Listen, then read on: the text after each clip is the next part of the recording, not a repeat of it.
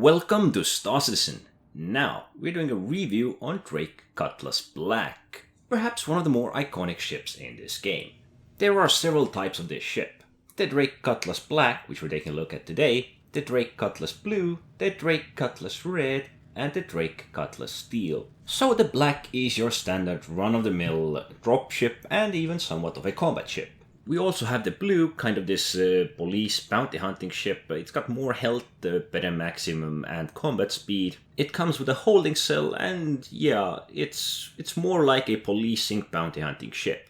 Then we have the Drake Cutlass Red, which is a medical ship. It's probably among the best at the moment, because you can go do a bunker and set yourself a respawn in that ship. And for the final, we have the Drake Cutlass Steel. Now this is more of a troop transport, although it is considered a dropship. It has got a lot of seats, but not really enough space for any vehicles. So I would consider it more of a troop carrier. All of these ships have the same dimensions, pretty much the same maneuverability with slight differences in their maximum and combat speeds, differences in the cargo capacity, but they all pretty much carry the same amount of firepower. Well, let's continue with Drake Cutlass Black. It's got actually quite a bit of firepower. This is the stock loadout. It's pretty okay, it's not bad in any way. It will do the trick. You have all of your size 2s, 4 of them under the pilot's control, 2 size 3s under the control of a turret player, and you got your standard run-of-the-mill civilian grade C equipment. You also have Arrestor and Tempest rockets, and there's quite many of them. The one on the right is my personal loadout. Now that is a wee bit beefier.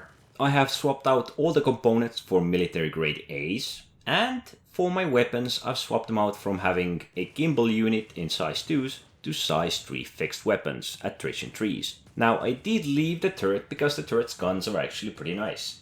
They are pretty much the same as the attrition 3s that I have equipped for the pilot. You don't really need to optimize this ship if you don't want to, but hey, if you're gonna get into a combat scenario, it's gonna be great. You can also swap out some of the components if you wish to, like with an industrial power plant, for example. I know it says medium freight and medium fighter, but I would say it's still kind of a light dropship and combat support ship. It doesn't have enough maneuverability as the light fighters, nor the cargo capacity of the Freelancer, but it does have a better turret with some great angles, and it's got a pretty decent acceleration and speed for a ship of this size. Of course, along with the big health pool, which can help you survive quite a bit. Sadly, the only way into the ship is from the big back door. But we can see right away that there's quite a bit of space. There are 6 seats in the back for a crew of a vehicle or vehicles that you can fit in here. Side doors open, where players can give you some extra suppressive fire or even exit with their vehicles if they want to. Next up, we have the crew compartments. So there's the pilot seat, co-pilot seat, weapon racks,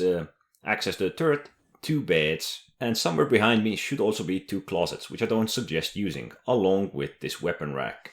Now the weapon rack can bug out, so you might want to store your ship, relog, get back, and the weapons might be accessible. So there's actually quite a bit of space for the crew members. The option to swap thrusters from vertical to horizontal position also gives you some flexibility, which can be great in certain scenarios. We can easily fit ROC, couple of hover bikes in the back of this ship. There is no problem with that. Even the Tumbrel Cyclones are a decent fit. Well, it does fit, and if you really wish to exit from the side door, that option is also available, although it might take you a couple of tries and several ways you need to angle this vehicle before you actually get it out. Now, it can easily fit this, no problem with that. But sadly, the entrance is too tight for vehicles like this, so you can't really fit a rover in there. It can carry several small vehicles, a Tumbler Cyclone, but that is pretty much it. Perhaps if you fit them well, you can fit even 2 Tumbrels in there. For the cargo runs, this is the ship I wouldn't suggest. It does have quite a bit of space for cargo, but true trading starts somewhere around 100 units, so this is halfway there. Using boost while having thrusters like this can give you quite a bit of lift and pretty decent acceleration. Once you swap them, they're a good way to speed up as well.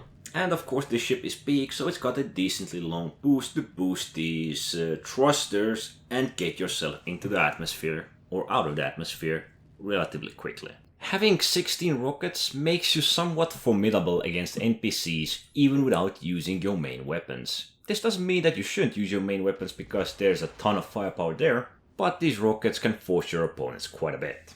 Because the ship is so big, it is rather horrible at maneuvering. But the firepower, the turret, and actually getting decent acceleration can make up for it quite a bit. The size 3 weapons can melt down many of these targets real quick. Even if fighting against a target like this, the Mist Freelancer, we do need to put in quite a bit of effort to bring that boy down. It is not immortal, but it's got a lot of health, almost as much as the Drake Cutlass Black. But it's equally as fat and slow, perhaps even slower, so I think it's an ideal target. You don't really want to go against other fighters unless there is someone else fighting. You want to be the support ship that helps you fight other players or other NPCs or things like that. It's got firepower, it's got enough maneuverability to work against NPCs, but it's not really a dedicated fighter.